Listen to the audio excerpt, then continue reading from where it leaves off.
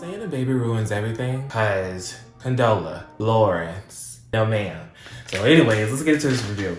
So hello YouTube, my name is Trey Francis. I am a screenwriter and an actor. Welcome back to my channel. If you're new here, please consider subscribing and hitting the like button and leaving a comment down below to help me out a little bit. This video is going to be an Insecure review. So it's the review of season 4. Episode 10. I believe the episode was called Lowkey Lost. For me, I would have titled this Lowkey, you need to find another man because this one's having a baby. So anyways, this episode was directed by Prentice Penny, also written by him, I believe, and he is the showrunner of this show. And so the opening image we get is of Issa and Lawrence. I believe they're at a festival of some sort.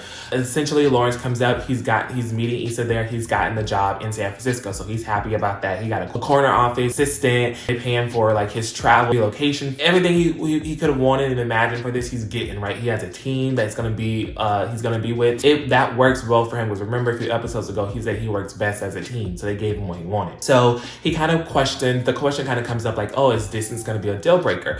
Which I think you got to understand the person's love language. My love language is touch. So distance will not work. Distance will not work. If that's your love language, don't be up here telling people that you can do distance when you need them to be touching you and stuff. You want to hold their hand. You want to snuggle at night. You want to give them hugs. You want to kiss them. Like, it just ain't gonna work. So don't be telling, know your love language, because if it's touch, you're gonna have some problems. You're gonna have some issues.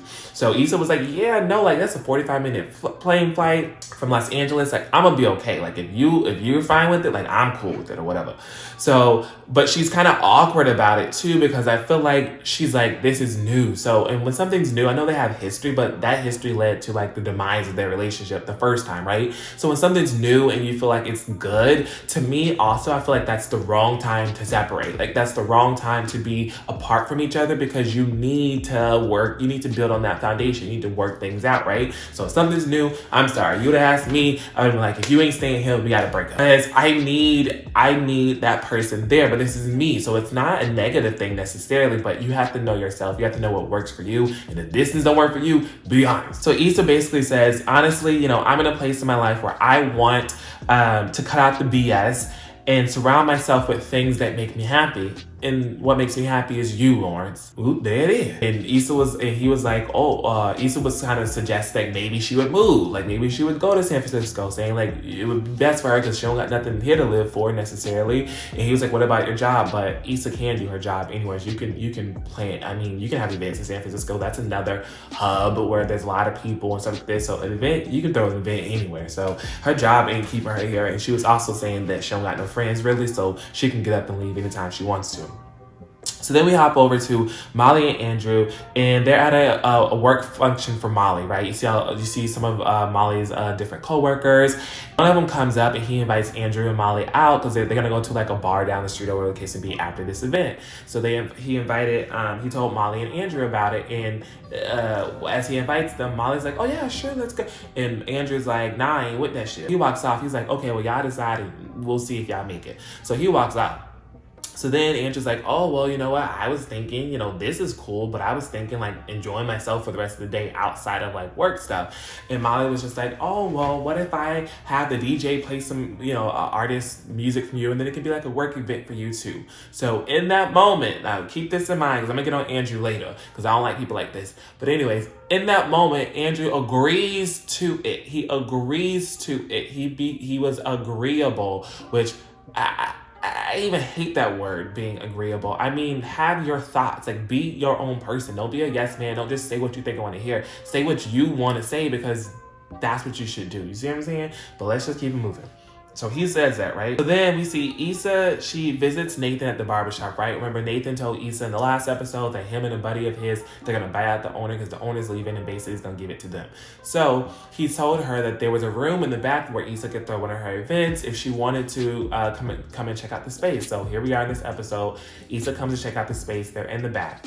As Issa's looking around, she's very excited about the place.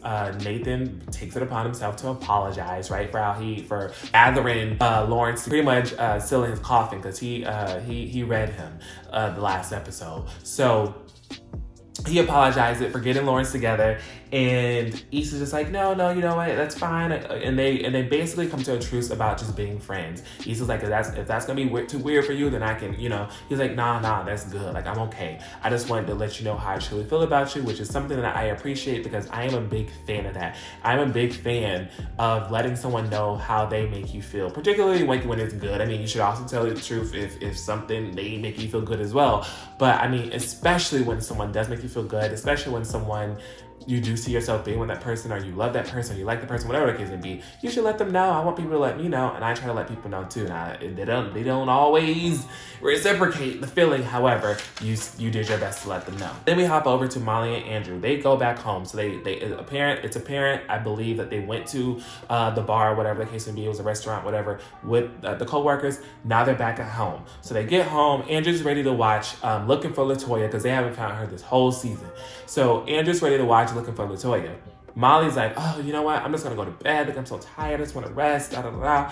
And Andrew's like, okay, well, I'll be sure not to tell you anything about the show because I'm about to sit here and watch it. And Molly's like, oh no, you're not about to watch it without me. Like, this is something we do together, which I am in agreement with. I've been in situations where we'll watch this together. Like, why are you gonna watch it without me? But that's another story. This ain't about me. So then this leads to a fight because now Andrew's pissed off. He basically tells Molly, you know what? We always do things when you want to do it. I'm always bending over backwards for you. And Molly was like, when do you bend over backwards for me? Like, he's basically like from the beginning, from the jump, right?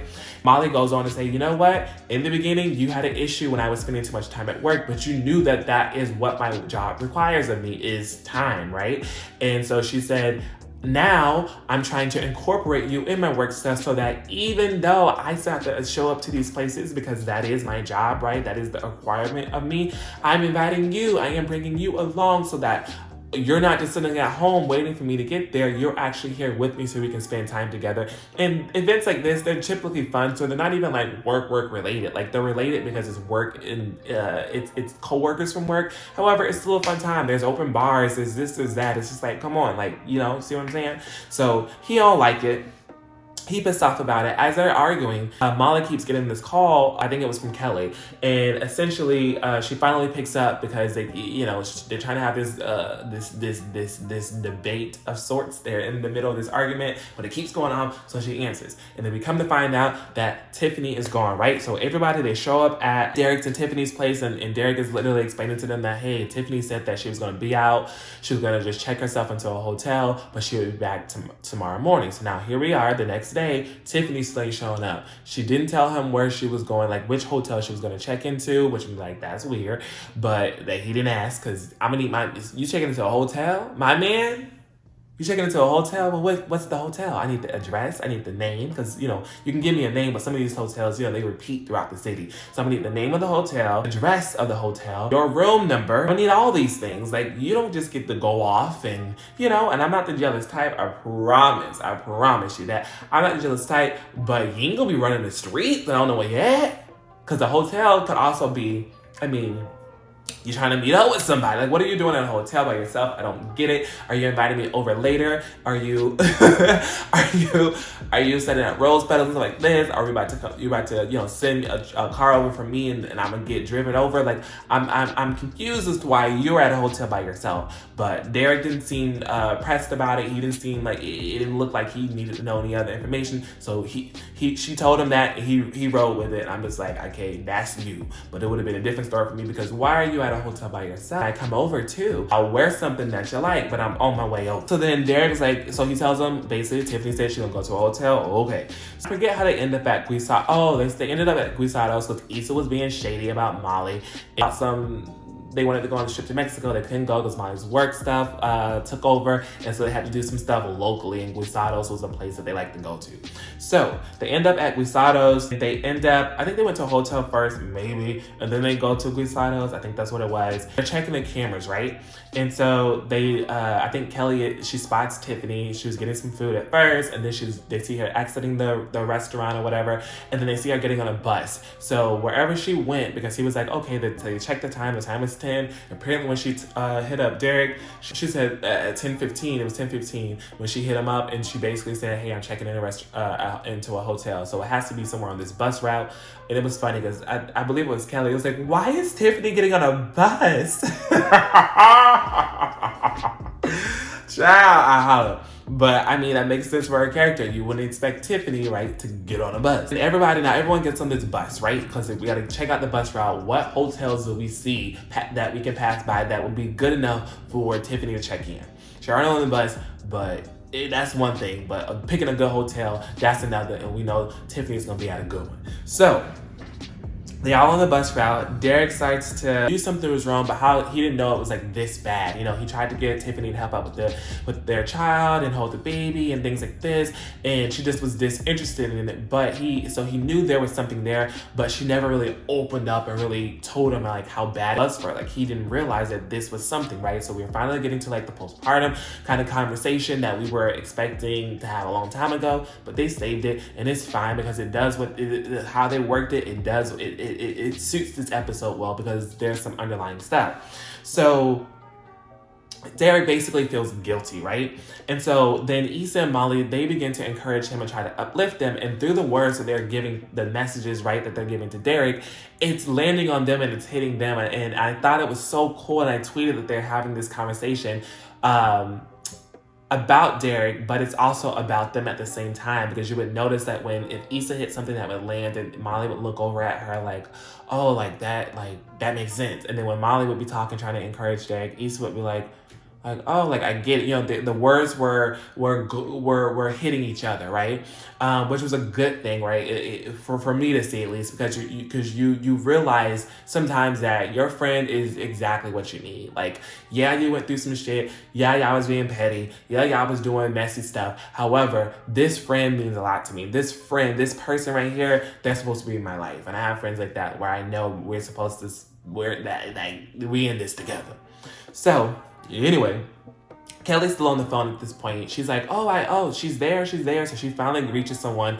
They tell her that Tiffany is at their hotel, and so it's the Sheridan. So as she says it, they're passing the stop. They just missed the stop for the Sheridan, and so they all race to the front of the bus and being like, hey, like, you need to stop the bus, we gotta get off. The bus driver's like, I only stop at the bus stops. This is a route. Like, I can't just be going any everywhere. So Tiffany takes it by herself to press the button. As she presses the button to stop the bus, or to open up the doors because the bus is at a red light, they all get off, and the bus driver sees some cops. I was like, nah, you trifling. He sees some cops, and he gonna flash them down, and they need to get in trouble. So then we jump to a quick little thing, which is very relevant right now, because we don't like encountering the cops. The cops don't be liking us like that. This system of cops don't like us like that. So we won't be liking them. So don't fucking talk to me, and I ain't gonna talk to you either, right? Okay, good. So they're walking, the cops stop them.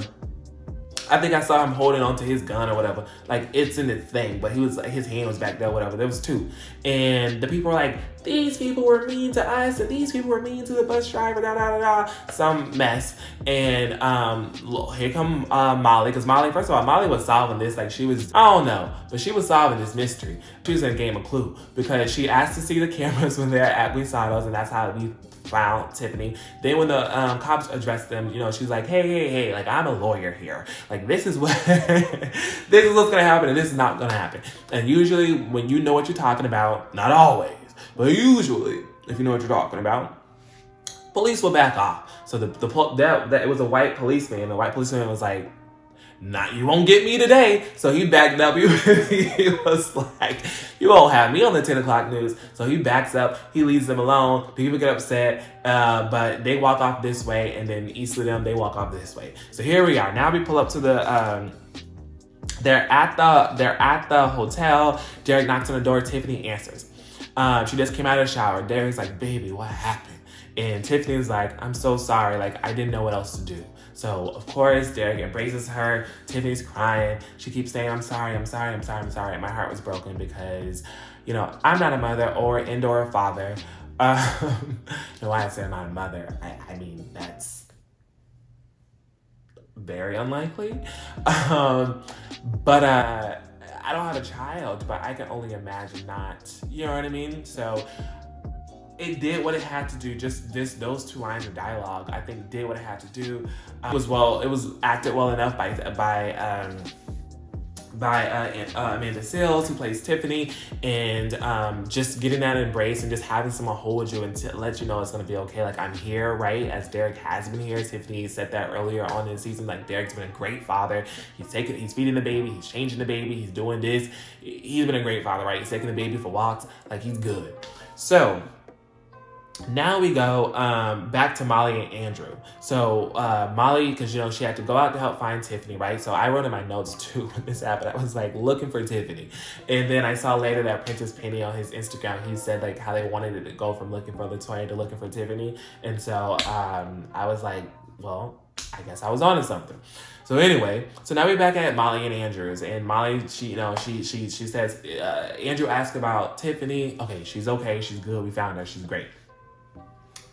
Then Molly's apologizing for having to run out, and she says, hey, you know what? I still want to have this talk. And Andrew was like, we can have this talk another time. And Molly was like, very much like me, I really don't like to go to bed mad. I really don't like to do that. I got that from a married couple a long time ago who said the longevity to their relationship is that they don't go to bed mad. So if they have a disagreement or argument, whatever it gets to be, they resolve it before they go to bed, and then they leave it there, right? You leave it. You don't let it linger. You don't let it fester. You don't let it fuck up your relationship. You leave it where you left it, right? So I'm that person too. I don't it don't matter what relationship it is, right? Because I'm not in nobody's relationship, no romantic relationship. So even with my friendships, I don't like it, right? So Molly apologizes about having to rush out, and she still wants to talk about what happened. So Andrew goes, maybe we're just not on the same page. And Molly kind of, that's something she told Issa this. So Molly's like, oh wait, this the end of something? So Molly says that she should have went to go see his brother. Like she's apologizing for the different ways in which he might have felt that she misstepped. Although I do agree with Molly when it came to that situation. Not all of things that Molly has done, but in that situation, I mean, like, I don't care if something's a peace offering. Like you because then that would have been on his terms. So I'm kind of on the fence with him for this. I'm just like, you want her to go on your brother's terms? Like, if she's not ready as the victim of someone who is basically telling her that racism doesn't exist, essentially, then I'm gonna need my time. It's gonna be on my terms. It is gonna be on my terms when I want to be around this person again. I know that's your brother, but I need to make sure I've worked through that shit before I'm back around him. So I see what he was trying to go with, but I'm in agreement with Molly. If I'm the victim of something, then let me choose when I'm gonna do something again, okay? So then Andrew goes, it ain't just about his brother. Like, he's been feeling this way for a long time, for a long while. And I was just like, a long while? A while? A while? A while? Like, what do you mean a while? I hate that. Like, what do you mean a while? Like, why did you sit on this? This is what I'm talking about. See what I said? You just heard what I said about that couple. You do not let stuff go on for a while and then be like, oh, this was going on for a while. Why do you bring this shit up? Like, don't, please. I tell people all the time, if I'm doing something, please don't let me do shit for a while that it fucks with you. Like, don't let me do anything for a while. Don't even let me do something for a second. If it bothers you, let me know then and there. I hate that, because I'm just like, it kind of almost invalidates the relationship if you've been feeling this way the whole fucking time, and you never said anything. So then what was our relationship? What was it? Like, that would have, that stuff like that pisses me off. Don't let that happen around me. But anyway, so here we go. Molly goes, so he says he's been feeling this way for a while. And what if they're just not a good match? And Molly was just like, and now you see Molly, she's hurt. But look, like, this is like, neither of us have been in anything this long. This is our longest relationships. Nothing has worked before. Like, we get each other. Like, we understand each other. Like, we can make this work. Like, this doesn't have to be the end. You know what I mean? Like, come on, like, let's do this. Andrew disagrees, and you basically see Molly begging him. And I mean, like, I've done this before, and I was like, so I understand, especially when you feel like it's not something that's too big or not something that can be worked, that can be fixed. Like, this is something that can be fixed. Like, it don't have to end like this. It don't. Like, what are you doing? Like, it doesn't have to end like this. I was like, these are things that you can work out. And Molly was up there basically saying, I'll go to therapy. Like, I'll work on it. I'll work on myself. Like, I'm going to do this and this and this. And he was just not hearing it. And he goes, well, what are you really even, like, fighting for? He goes, is this really what you want? And Molly just, like, breaks down. You see her crying, like, she's trying to answer the question, and she's also like, yeah, like, this is it. Like, I truthfully believe he said, is this what you want? I don't think he said, am I what you want? we know that Molly wants a relationship. Does she want it with Andrew? Does she feel like he's the right one? Does she feel like he's the one she's supposed to spend the rest of her life with? That I'm unsure of. But as far as like wanting a relationship, yeah, Molly wants a relationship. Molly wants to be in a relationship. So they kind of left it at that. So we're gonna have to wait till next season to see if this is actually a breakup. But I believe from how it looked, they broke up. They broke up. Here come Lawrence. He gonna waltz in. Okay, he didn't waltz in, but like he came up in this bitch. And he gonna kiss Issa. Like, well, Issa kissed him, but he didn't back away. I'm sorry, I'm looking for my little remote thing. But he didn't back away, and I was just like, first of all, I would have been upset by this news that he brings to her next when you got some news to tell me, and it ain't good news. It ain't some news that I would want to hear. I would have been bothered, like, hold that kiss, mister. Hold the kiss. What is this news you gotta tell me first? Because I might not want my lips on you after you deliver this news. So, in walks Lawrence with the kiss. And then Issa asks, so then he tells her, hey, Condola pregnant. Which, a lot of us, we were guessing this online, right? We were avid watchers of the show. A lot of us were saying, Condola's probably pregnant. Guess what? Condola's pregnant. You're pregnant, sis.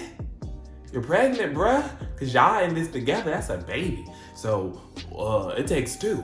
So, Issa goes, well, when did this happen? What does this mean? Is she gonna keep it? And as Issa's asking these questions, this was such, the flavor. Yes, I like the tune of this song. Like, they had the camera switching back and forth between Lawrence with his conversation with Condola and then Lawrence with his conversation with Issa. And as they're asking each other questions and stuff like this and expressing themselves, it's flipping back and forth and it just flows so well, beautifully. I was just like, yes, the storytelling, the film, it was beautiful. So, as Issa asking these questions, of course, they're jumping over to Condola, and Condola's sort of answering them because they're also having their questions. And so Lawrence is basically like, well, when did this happen?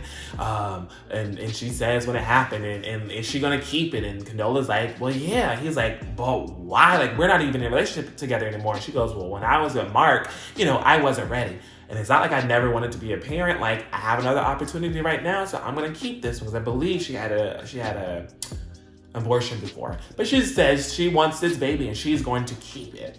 So then, she says yes. Lawrence is like, why though? Issa is like, this is a lot. Like, this is a bit much. Like, we were just getting back on and now this.